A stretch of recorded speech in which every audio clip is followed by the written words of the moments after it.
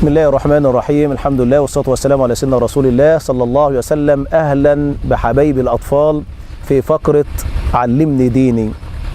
قلت لحضراتكم قبل كده أنا معاكم نتعلم صحيح الدين، نعرف الغاية والهدف إن ربنا سبحانه وتعالى ليه أرسل الأديان وأرسل الرسل، إن ربنا سبحانه وتعالى ليه جعل فيه عذاب وجعل فيه جنة ونار، ليه ربنا سبحانه وتعالى جعل فيه حياة وموت، ليه ربنا سبحانه وتعالى جعل الواحد له مراحل معينة، سن أطفال ثم بعد ذلك الشباب ثم بعد ذلك الشيخوخة ثم بعد ذلك يعرض على ربنا سبحانه وتعالى. أمور كتيرة جدا أنا معاكم فيها نوضحها من خلال وسطية الإسلام بتاعنا ومن خلال سماحة الإسلام والدين اليسر لربنا سبحانه وتعالى أنعم علينا به، وأرسل الرسل عشان تعرفنا وتبلغنا ما أراد الله عز وجل به منا.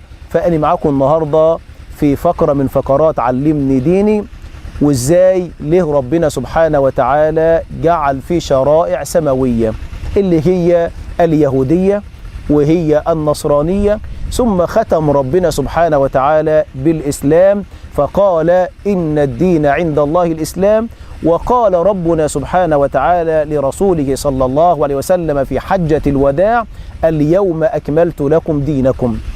النهاردة عاوز أقول لك إن الشرائع السماوية اللي هي اليهودية والنصرانية والإسلام هي شيء واحد، لأن ربنا بيقول إن الدين عند الله الإسلام، ولكن ربنا سبحانه وتعالى على فترات من الأزمنة بعث رسل وأنبياء إلى أقوامهم يعرفوهم عبادة ربنا سبحانه وتعالى ويدلوهم على طريق النجاة وطريق الوحدانية.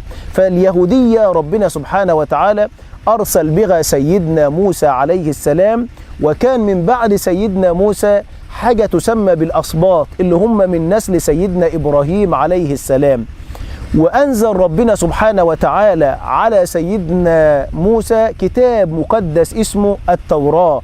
الكتاب ده هو نظم العلاقة بين اليهود وبين ربنا سبحانه وتعالى، ونظم العلاقة بين اليهود بعضهم وبعض وبين غير اليهود أيضا، علشان يتعلموا ازاي فضائل الأخلاق وازاي يعبدوا ربنا ويصلوا ربنا ويتعبدوا ربنا.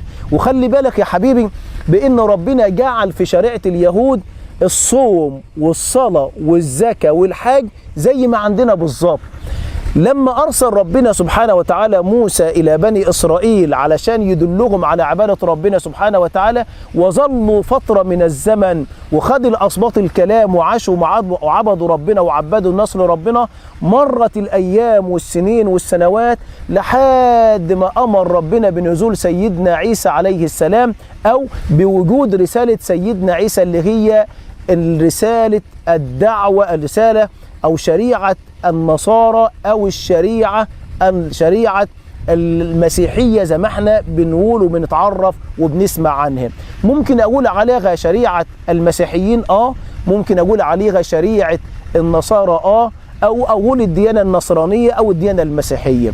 سيدنا عيسى جه بعد مرحلة من الزمن مع سيدنا موسى عليه السلام، وأرسل ربنا سبحانه وتعالى ونزل عليه كتاب مقدس برضك اسمه الإنجيل، من أجل أن يعرف الناس أيضا علاقة الناس بربنا سبحانه وتعالى، وإن الناس بيحكمهم قيمة من الفضائل ومن الأخلاق ومن المعاملات، علشان هو ده الدين اللي ربنا عاوزه للناس. لما ربنا أرسل سيدنا آدم عليه السلام وأنزله إلى الأرض فقال إني جاعل في الأرض خليفة، الخليفة ده هو هينفذ أوامر ربنا سبحانه وتعالى. فالأنبياء سيدنا عيسى عليه السلام نزل برسالة الشريعة، شريعة المسيحية أو الرسالة النصرانية، علشان يعرف الناس علاقتهم بربنا وزي يعمر الكون في معاملات وأخلاق وشرائع سمحة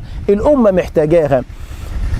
نزل على سيدنا عيسى عليه السلام كتاب مقدس اسمه الإنجيل، زي ما نزل على سيدنا موسى التوراة نزل على سيدنا عيسى عليه السلام الإنجيل.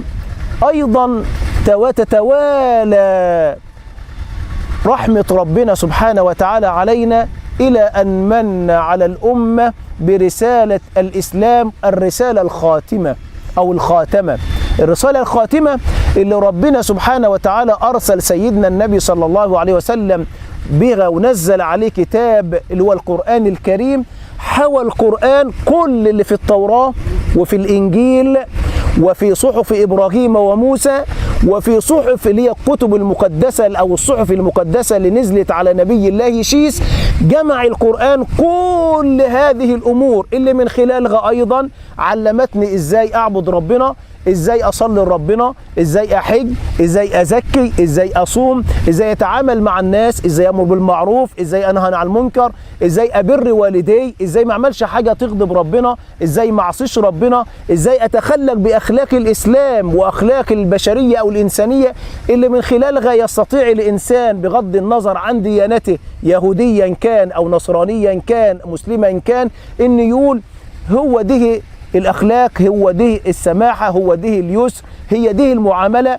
من خلالها جمع القرآن كل ما كان في الديانات وختم الله عز وجل به الرسالات. فلا نبي بعد رسول الله محمد صلى الله عليه وسلم ولا قرآن بعد القرآن الذي نزل على رسول الله صلى الله عليه وسلم. فيقول ربنا اليوم أكملت لكم دينكم. وخلي بالكم يا حبايبي إن ربنا سبحانه وتعالى لما نزل الرسل وأنزل الكتب وجعل في أنبياء ورسل ينزلوا للناس علشان يعرفوا الناس سماحة الإسلام ويعرفوا الناس بربنا سبحانه وتعالى، ويبقى في تميز ما بين الربوبية وما بين الألوهية. معنى كلمة الربوبية إن أنت ما تعبدش إلا ربنا سبحانه وتعالى. فالرسول والنبي جاي يقول لك خلي بالك اعبد ربنا، انت جاي علشان تعبد ربنا اللي ربنا قال وما خلقت الجن والانس الا ليعبدون. بعد كده في توحيد اسمه توحيد الالوهيه، دي من خلال برضك الكتب المقدسه ومن خلال القران والتوراه والزبور والانجيل ومن خلال الصحف ومن خلال انبياء الله عز وجل اللي ربنا قصهم علينا. فبيقول منهم من قصصنا عليك ومنهم من لم نقصص عليك. فأرسل ربنا الرسل علشان ياخدوا بالناس بإيد الناس إلى ربنا ويعلموهم الصوم والصلاة والزكاة والحج. وخلي بالك الأربعة ده هم موجودين، الصوم والصلاة والزكاة والحج موجودين في اليهودية، موجودين في المسيحية، موجودين في الإسلام. وعلشان تتعلم انت توحيد الربوبية الألوهية ان انت تعمل المعروف، تبعد عن المنكر، تعمل الصالحات، تفعل الطاعات، تدين لربنا سبحانه وتعالى، تراقب ربنا، تعرف ان ربنا مطلع عليك في السر وفي العلن، تعرف ان ربنا شايفك، تعرف ان ربنا هيحاسبك، فتمشي في الطريق المستقيم وتكون نموذج صالح مصلح لنفسك، مصلح لأبويك لأبيك ولأمك، مصلح لبلدك، مصلح للأمة كلها بأسرها. يفتخر بك سيدنا النبي صلى الله عليه وسلم يوم القيامة. دي تطور الرسالات. ليه الرسالات السماوية؟ ليه الشرائع السماوية؟ أكيد أنت عرفت الغاية والهدف من كده. أكيد أنا معاك إن شاء الله، واستناني المرة الجاية في علمني ديني. هنتكلم على أركان الإسلام، وهي أركان الإسلام علشان تاخد بالك أنت أصبحت مسلم بتطيع ربنا بتعبد ربنا، أنت مطالب بأعباء وتكاليف. يا ترى إيه هي تعاليم، إيه هي أركان، إيه هي فرائض الإسلام؟